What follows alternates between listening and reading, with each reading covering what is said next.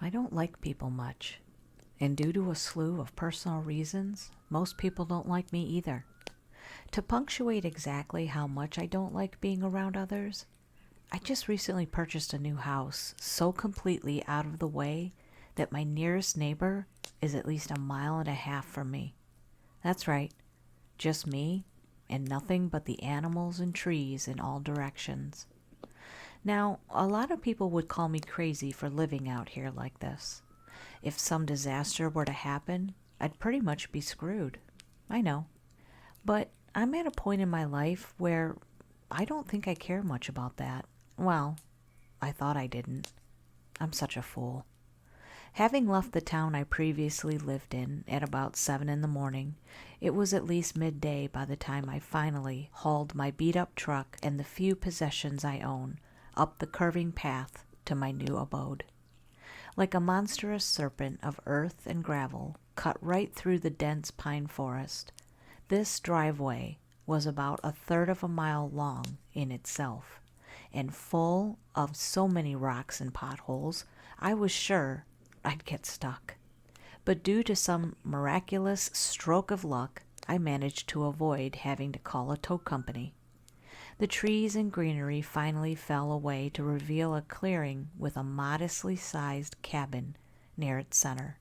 I stepped out of my pickup, slamming the door behind me and causing a few birds to scatter from their nearby hiding spots among the thick and tangled pine trees. With gravel crunching underfoot, I walked around to the back of the truck and began unloading. Now, I said I didn't have many possessions. This is true. Regardless of this fact, it still took me about 6 hours getting it all unloaded. The furniture was the hardest part. Damn near broke my back dealing with the armchair. But like I said, I don't do company well, and this includes people for moving assistance. I groaned aloud as I stretched a bit, wiping sweat from my brow as I cast my gaze up toward the setting sun. Snap! It was a loud cracking sound that echoed deep from the woods. Must have been loud as hell because it was plenty audible even at such a far distance. Damn serious tree branch right there, I said to myself as I looked in the direction it had seemingly come from. The forest was so dense that visibility fell off at around 50 feet, being replaced with gnarled branches and darkness. It didn't help that the sun was halfway down, causing eerie-looking shadows to stretch across the lawn toward my house. Regardless of all this, I focused my gaze on the spot intently. A deer? Bear, maybe? At some point, I realized I'd been holding my breath for some silly reason, letting out a long exhale. Just when I was turning toward the steps that led to my front porch, I heard it again. Another resounding snap that sprang from the dark of the woods. I whirled around to face it, but again, nothing was there. Jumping at twigs now? I asked aloud, chuckling as I finally peel my gaze from the forest and walk into the cabin, shutting the ornately curved wooden door behind me. Standing in the entryway, I looked around my new home with a grin. It really was a nice place.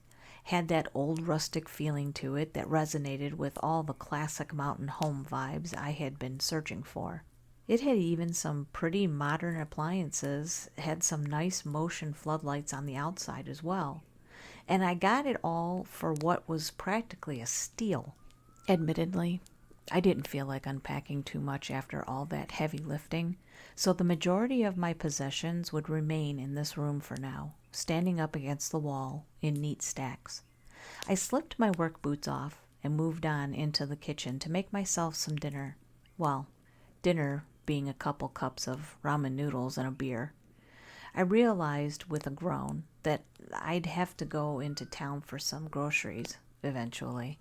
I went ahead and unpacked the TV and an old rocking chair, setting both objects down in my new living room so I could watch one of the many crappy B-movies I had brought with me.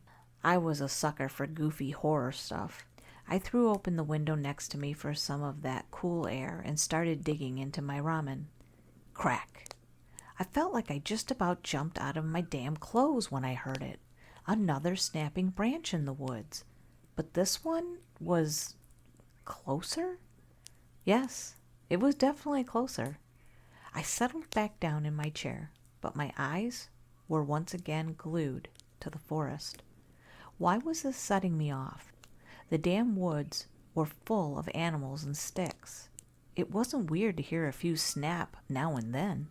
Regardless of my attempts at telling myself how ridiculous I was being, I still gazed out the window. It was darker out there now, so I was even less likely to see anything. It was then that I realized just how quiet it was, not counting the loud branches, I mean. Not a bird call to be heard. Maybe they were sleeping, I thought. But why hadn't there been any crickets chirping? I had started to feel a headache build up in the back of my skull, sweat on my brow despite the cool air blowing in through the window. Okay, enough of that then, I'd said aloud as I get up from my chair with a grunt, promptly shutting and latching the window. I had started to wish that I had brought curtains with me. Figured I wouldn't need any this far away from anyone else. But now? I felt exposed, vulnerable even. But the old .22 rifle I had brought here with me did provide a bit of comfort. I started back on my meal that had begun to cool. Guess I had been looking out that window for longer than I thought. Sometime later, I had cleaned up and gone down the hall to my bedroom. It was about 10 p.m. now, and a glance out the window showed only an ocean of blackness. It was one of those moonless, starless nights that made you feel like you were out in space. By now, my headache had grown considerably, and I felt like I had needed the help of my medication to get any meaningful sleep. Yeah, the meds are related to my issues regarding other people. Gulping a sleeping pill, I climbed on into the bed that this cabin had also come with. The mattress was surprisingly a lot more comfortable than I thought it would be, too. Wouldn't be long before I drift off into another one of those long, dreamless sleeps I was so used to these days. Not long at crack. Up I sat, looking around left and right. But what greeted me wasn't the cozy walls of my bedroom. In all directions stretched nothing but dark, silent woods. If it hadn't been for the lantern, I wouldn't be able to see anything. Where'd this lantern even come from? Snap.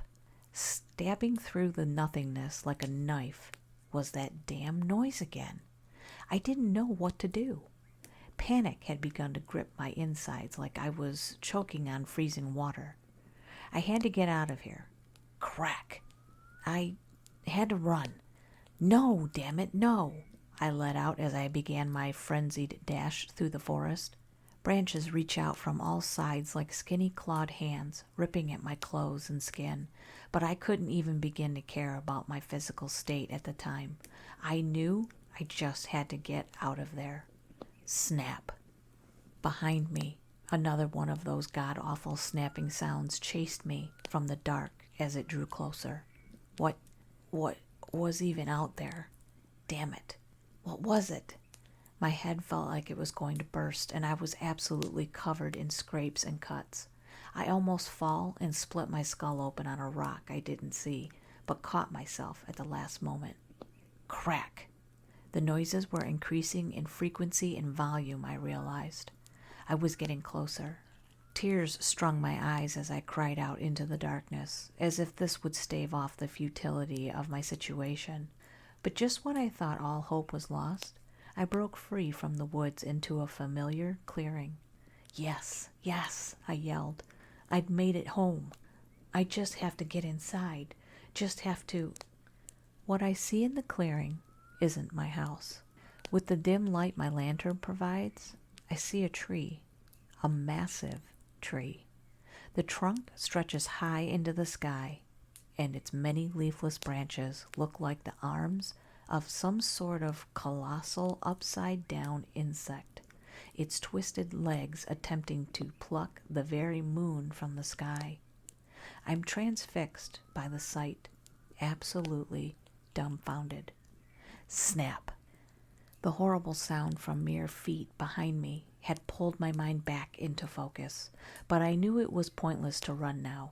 I stood there, rooted to the ground, just like the tree before me. I didn't want to see what it is, like the mere sight of it will cause me harm. I refused to turn around. I just wanted it to be over with. Clenching my hands into fists, I shut my eyes tightly, waiting for the white-hot pain of an early death to tear through me. Then I woke up, drenched in sweat. I opened my eyes to see the ceiling in my room. "Damn," I'd said with a croak as I practically threw the sheets off of me. Rolling out of bed, I staggered into the kitchen to pour myself a glass of ice water. It felt so good, soothing my raw vocal cords. Had I been screaming in my sleep too? Those meds were supposed to keep that from happening, I had thought as I rubbed my hand down my face. And why did that dream feel so real? That tree, I felt like I had seen it before. It finally dawned on me after a few minutes of silent contemplation.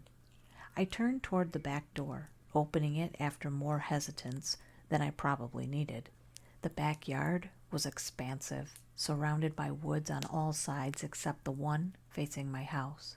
A few small trees dotted the lawn here and there, but smack dab at its center was a gigantic tree stump. The thing had to be at least 10 or 11 feet wide by my count. I'd seen this in one of the pictures that had advertised the house on the website I found it on. Apparently, most of the wood that made up my cabin came from this thing. I walked across the lawn, letting the cool morning air soothe my still, very warm body until I stopped a few feet away from the stump, looking down at it. Well, this stump was certainly a lot more dead than the tree in my nightmare, but the width of it seemed spot on. Having such a god-awful dream on the first night in my dream home seemed par for the course with my luck.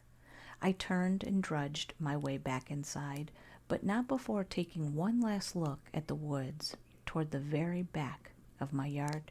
It was midday after an uneventful morning passed, and I had decided that maybe I would just bite the bullet and head into town for some groceries and curtains, I grimly reminded myself. The whole way there, I just kept looking into the woods on either side of my path, and when I rolled over a branch, the snapping noise it caused damn near made me swerve off the road. Those damn woods. I took a breath to calm myself. "Just a dream. You'll love it here," I said. The drive took about 40 minutes or so total, but I could probably cut the time down after I remove all those rocks and fill in the potholes. The transition from dirt and gravel into pavement marked my arrival into the small pocket of civilization that was the town.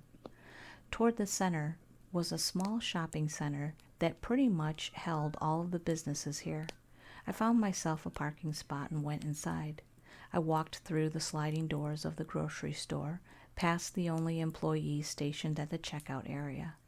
Looked like an older woman, her hair tied up in a messy gray bun. She had thick glasses that really gave her an elderly librarian sort of look. I hoped to God she wasn't chatty. After about 20 minutes of walking around an old and yellowed floor tile, I'd amassed a fairly decent haul of items. I figured it was time to check out, so I turned and started down the somewhat claustrophobic aisle when a snapping sound from behind caused me to come to a dead stop. Here? There's no way, just no way. I hear myself choking out. I whipped my head around so fast it could have broken my neck, but to my intense relief, I just see another employee. He was using a box cutter to break plastic straps that held a box closed. I stared for a moment before a laugh slipped its way out involuntarily, causing the guy to look my way in confusion. Realizing I probably looked crazy for doing so, I promptly turned and walked the rest of the way to the front. The elderly woman behind the checkout counter offered me a smile, and I did the best to return the gesture, but it just felt awkward and forced, as usual. "Haven't seen your face before. New in town?" she asks me. Inwardly, I groaned. Yep, there's the question. I attempted to answer her as cheerfully as I could muster. Yeah, just moved in yesterday, actually. She nodded as she continues to scan my items. I wished she'd scan them faster. She spoke up again. I can always tell. I got an eye for faces. Whereabouts are you located anyway? I blink a few times. Moved into a place up the dirt road, the new cabin, I said before my brain knows what it's doing. Why did I say all that? Could have just made something up. Well, she's just some old lady anyway, I figured. I broke out of my train of thought, then I realized she had fixed me with a strange expression, her prior demeanor having melted away. She would then wordlessly hand me my last bag, and I took it from her, confused. Had I offended her somehow? Typical. In the end, I let out an awkward half laugh before opting to leave with a quick goodbye. The drive home was done in complete silence. Upon getting home, I began to hurriedly throw curtains up over all the windows. I tried to tell myself it was just for the sake of privacy, but that was a thinly veiled excuse at best. Only after blocking my view of the forest completely did I prepare dinner. I put on some music and even sang along to it, trying to block out any other potential outside sounds. More time passed, and it was eventually 8 p.m. The sun was well into setting. I could see only a faint bit of light slipping in from between the curtains in my living room. I sat down into my armchair that I had unpacked a few hours ago, sighing and watching some of that mind-numbing TV. At some point, I guess, I had slipped into an unwanted nap because the next thing I knew, I was jolted awake once again by the TV I had left on. I'd so conveniently decided. Looking at my watch, I saw it was 12 a.m. Great. I had ruined my sleep schedule with a 4-hour nap. With a groan, I rose from my chair and fumbled my way down the dark hallway to my room. I had figured that after last night, I should try 2 pills instead of 1 this time. This way, I'll be out like a light for sure. I had taken both, slipping into bed and rolling onto my side to see my now curtained window through the gloomy darkness of my room.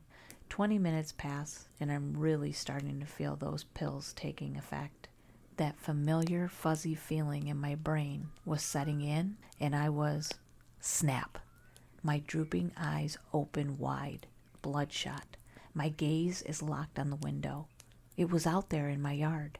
I just knew it was. I fought with my reluctant body, commanding it to rise from my bed and walk over to the curtains. I had to know. If I knew, I'd stop being so afraid.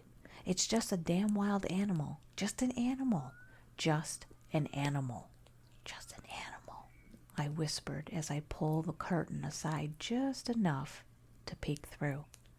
It was dark out there. Dark enough that the meager moonlight only allowed vague silhouettes to reveal themselves. Had to look around for a moment before I finally spotted it. Toward the center of the clearing stood a familiar shape. A deer? No, a bit too big. I decided that it's an elk, but it was just so hard to see that all I got was a dark elk-shaped blob. I could make out its tall, lanky legs and its huge set of branching antlers that sprouted atop its head. I sighed in relief, grinning to myself for being such a baby about all of this. I had begun to look away when another snap from outside caused me to turn back around in confusion. What was it stepping on to make those noises? I cleared my yard pretty well this morning. I continued to watch it curiously, but I could feel those pills taking effect more and more with each passing second. After about a minute of watching the thing, it finally dawned on me. Didn't I have motion lights? Why weren't they on? Actually, had this thing moved at all since I started watching it? I attempted to swallow, but my throat was dry. I kept watching it. Another minute passes, then 2 more. Please, just freaking move, please, I said hopelessly. But it just stands there in the dark, like a statue, like something fake. Damn it, why wasn't it moving? It was wrong. Everything about this was just so wrong. A noise catches my attention, a soft, creaking noise coming from the elk. The thing. It grew in intensity until crack. Its antlers. Its damn antlers. They twitched, then cracked and shifted like those insect-like tree limbs I had dreamt of, like someone breaking an arm out of place in multiple angles, like crack. The antlers shift again and crack again a few more times. I shut the curtains quickly to block it from view, but the memory of it is burnt into my mind. It was dark in my room. It didn't see me. It couldn't have seen me.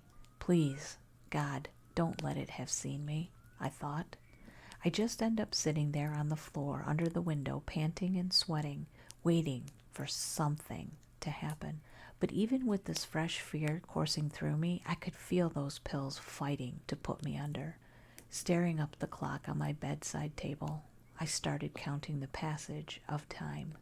12:30 a.m., 12:45 a.m., 12:50 a.m. I'm finally out around this time, I think. But I have that same horrible dream. I woke up screaming in the morning again. From my very uncomfortable spot on the floor, I was relieved to see that there was light streaming in through the curtains. I got up, stiff from my uncomfortable sleeping location, and threw them open to reveal an empty backyard with that massive stump at its center. That thing was standing on that stump, wasn't it? No, it wasn't, I stubbornly thought. There wasn't anything there. That was all just some sleeping pill-fueled hallucination. This whole thing has just been in my head like everything always is, I tell myself. What an idiot I was. Regardless of how much I tell myself it didn't happen, I only went outside once to get the mail down at the end of my driveway. Otherwise, I was shut up in my cabin with the music blaring. I really liked this music. I dug out some books that I hadn't touched since buying. I put on a movie only to realize halfway through that I had watched it the day I moved in. Something kept distracting me, the thought of that thing I saw through my window, but I just as quickly reminded myself that it wasn't possible. This was reality, not some nightmare. The worst things in these woods were bears, and even then, they won't go out of their way to kill you. My attempts at reassuring myself were useless, and I could feel my anxiety growing as the hours slipped by. At around 6 p.m., I decided to shower, and I stayed in there for about an hour. Yeah, a hit to the water bill, but I really needed it. I actually did feel a bit better afterwards, too. Slipping into bed after changing, I sat there in silence. I figured that I'd forego the sleeping pills to prove to myself that all of this was just the side effects of some faulty drugs, and I had ended up getting a lot of money for financial compensation or some crap. Yeah, they were supposed to keep me from having crappy dreams, but the last two were worse than anything I've ever dreamt before, and I wasn't about to go through that a third time.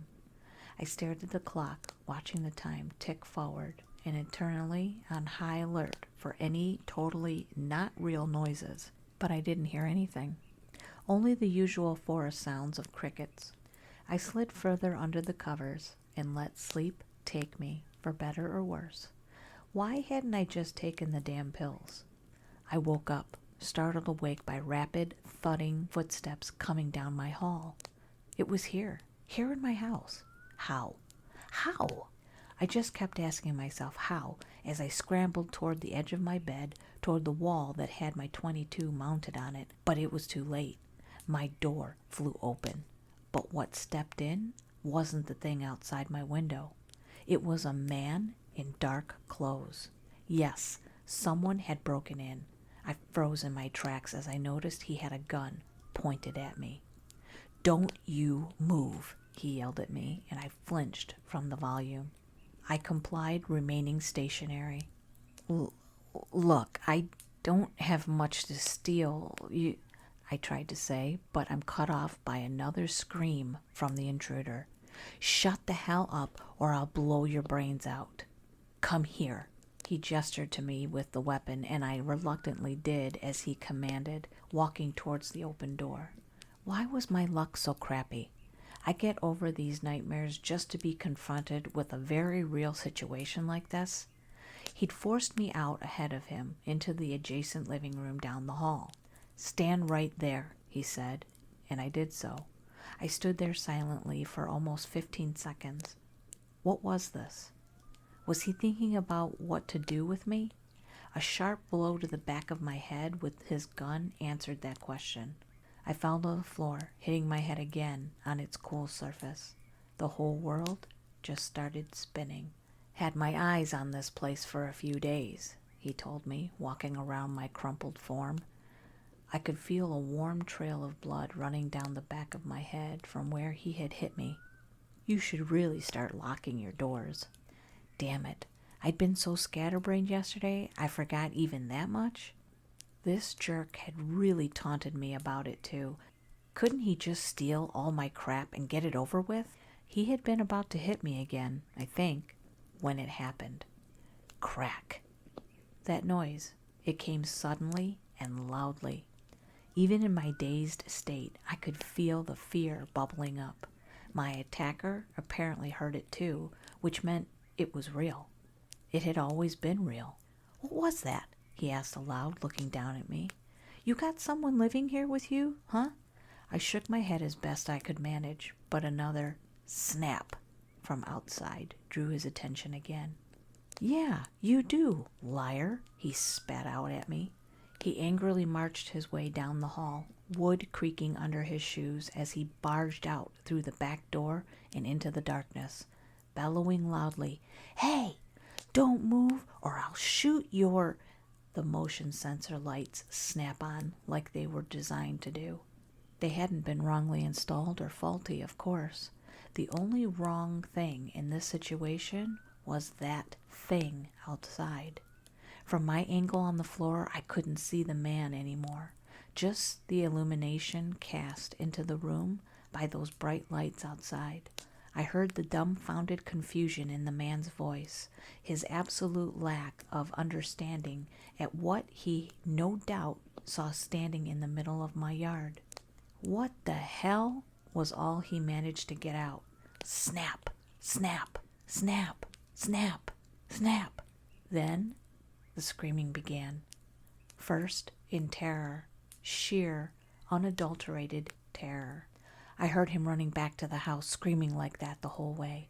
The snapping and cracking was maddening, like whatever out there was excited to see that pitiful man. A shark smelling blood is what came to my mind at the time. His screams shifted almost instantly to those of agony, and he began to beg for his life.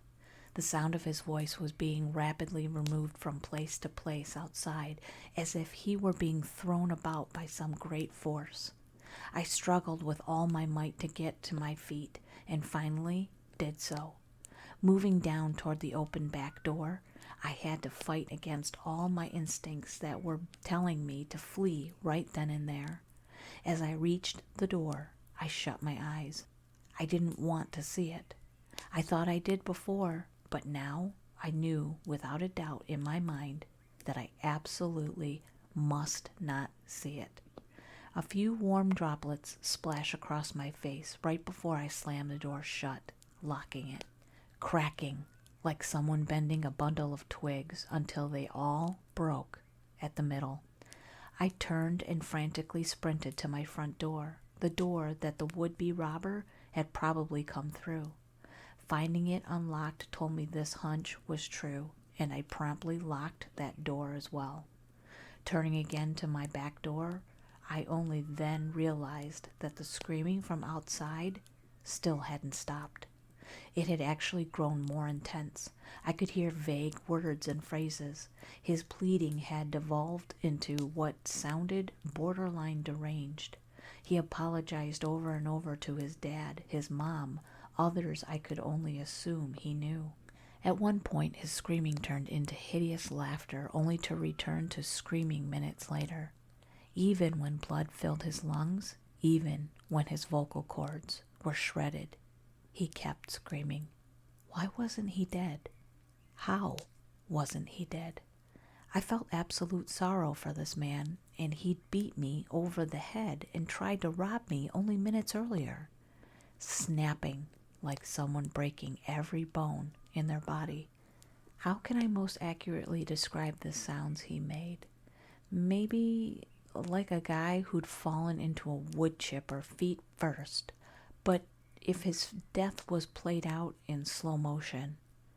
The man outside my house screamed like this for an hour and a half. I know this for a fact because all I could do the whole time was stare across the room at the clock on the wall. What else could I have done besides sit and listen? The snapping noises of the thing outside and what I assumed were the man's bones being broken just blended together. Finally, mercifully, the screaming tapered off into a pitiful, gurgling whine. And then, silence. I sat there. I just kept sitting there, not moving, not even to get up and clean my head wound. I sat until the sun had long since risen, and when I finally got up, it felt like my body was made of jelly. I walked to the bathroom, looking into the mirror. What had felt like warm rain on my face when I had been at the door earlier was made out to be speckles of blood that had long since dried. After frantically cleaning it all off in the sink, I left the room, then looked to the back door. Walking to it made me feel like I was on the moon. Everything was in slow motion. This couldn't have been real, I pointlessly thought. I finally pushed it open after what felt like a million years had came and went. It had been real. It had all been real, of course. What I saw, I'll never forget. All the drugs in the world won't dull that scene. Strewn about my yard was the man. Yes, I'm sure that was him. All over the place. The grass was stained red, and looking to the side of my house revealed it was painted a similar color. There was meat everywhere, organs, fractured bones, stabbed vertically into the earth.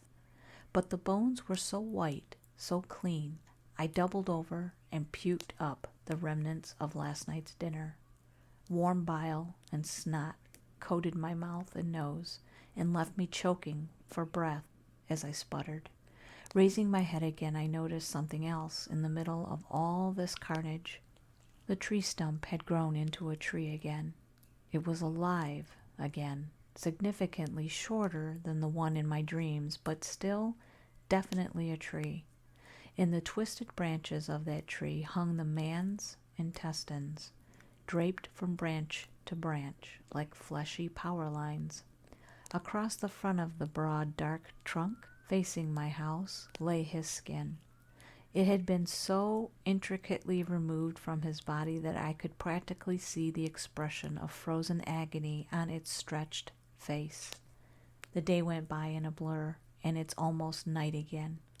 I don't know what to do. I can't call the police about this. What do I tell them? That someone broke into my house and then what? They carefully disassembled themselves and posed their body parts in my backyard? This is the kind of thing people get executed for, I imagine. My track record isn't the best to begin with. I had decided it was best to just clean it up, to hide it all, and pretend it never happened. It's hard getting several meters worth of guts out of a tree, especially when you stop to puke every 5 minutes.